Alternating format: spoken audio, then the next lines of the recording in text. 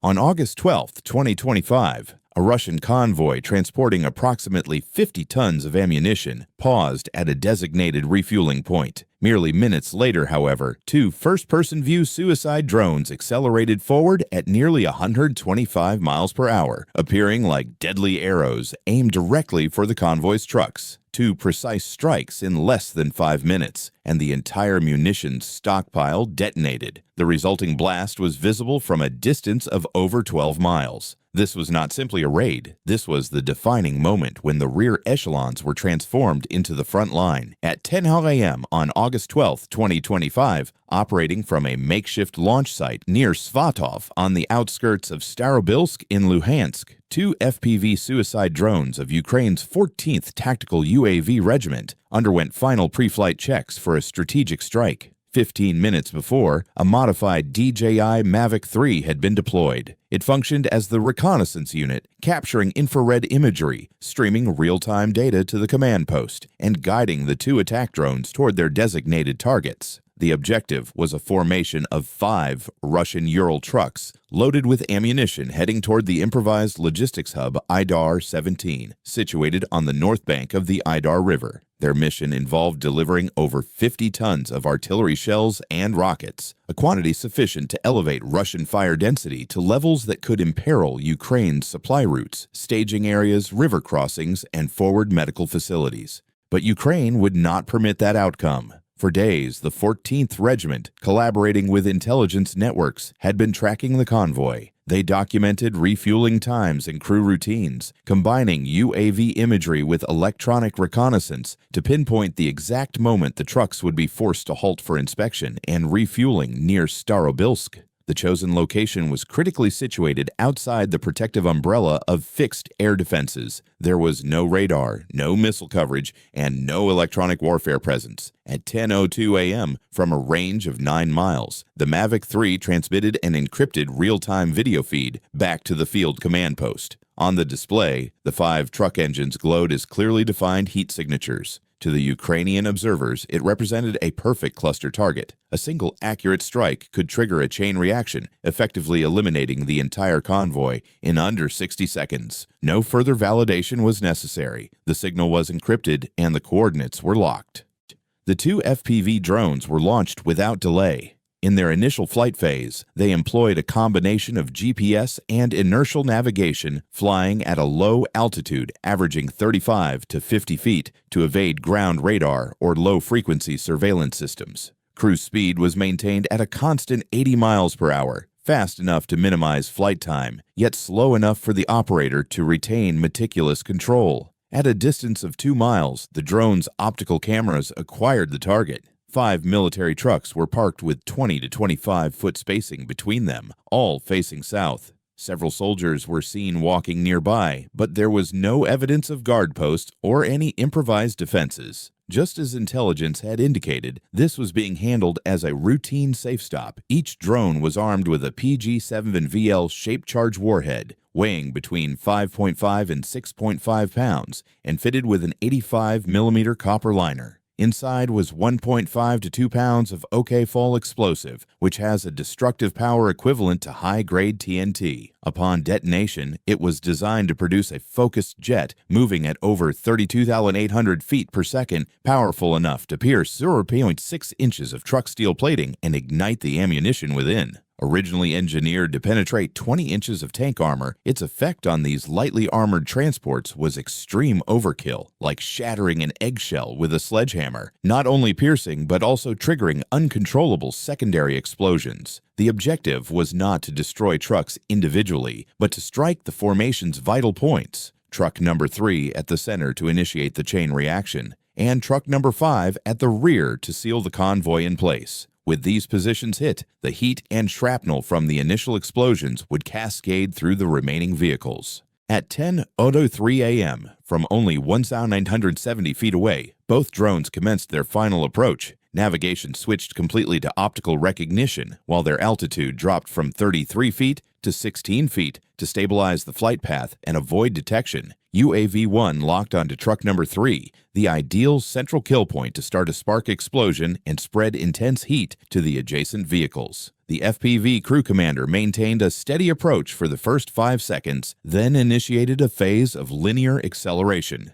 At just 98 feet out, UAV-1 surged to 87 miles per hour, a steel arrow carrying compressed explosive mass tearing through the atmosphere before slamming into a structural weak point and locking the entire convoy into a chain reaction detonation. Upon impact, the shaped charge ignited. A jet of hyperheated plasma burst forth, shredding the truck's steel as if it were foil. The penetrator's force was concentrated on a spot only a few centimeters wide, but the contact temperature instantly spiked to a range of 5,100 to 5,400 degrees Fahrenheit. Propellant charges, fuses, and packaging materials inside the truck ignited almost immediately, generating immense heat through a cascading reaction. Within 5 seconds, the entire cargo bay had transformed into a burning time bomb from the inside out. The heat spread directly to the 2 adjacent trucks, vehicle number 2 in front and vehicle number 4 behind, forcing the entire formation into thermal overload. This was the moment the battlefield transitioned into full chain detonation mode.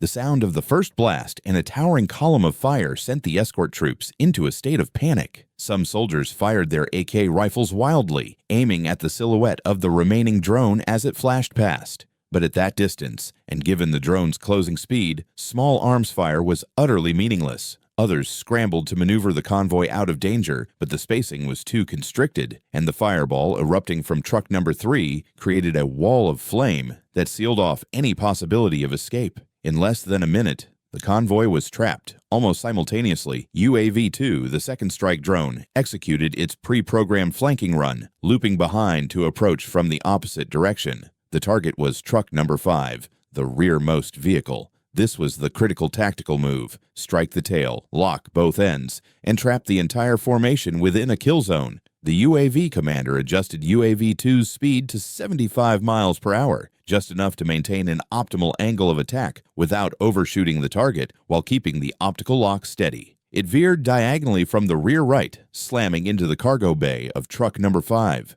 The shaped charge punched through the shell, detonating in a second massive fireball. Flames erupted, merging with the blaze from truck number 3 and creating twin pillars of fire that engulfed the formation.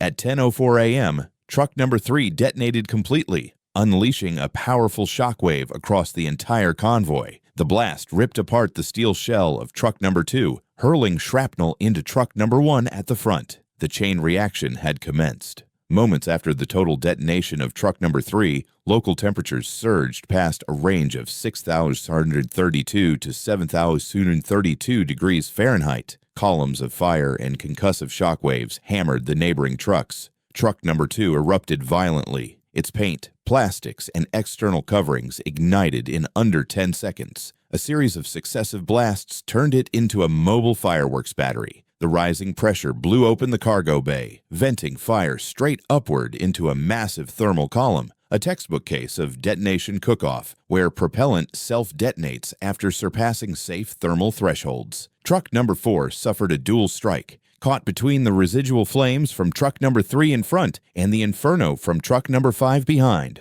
The compounded heat triggered a full detonation of its load. This was the third major blast in under 2 minutes. Steel fragments and artillery shells were hurled more than 495 feet, damaging nearby infrastructure. With 3 successive explosions, Starobilsk was transformed into an uncontrollable firestorm. Fire pillars shot tens of meters into the air, with black smoke visible from over 12 miles away. Each blast scattered new fragments, endangering every Russian soldier in the vicinity. Secondary detonations continued as shells and rockets in the cargo bays ignited at random.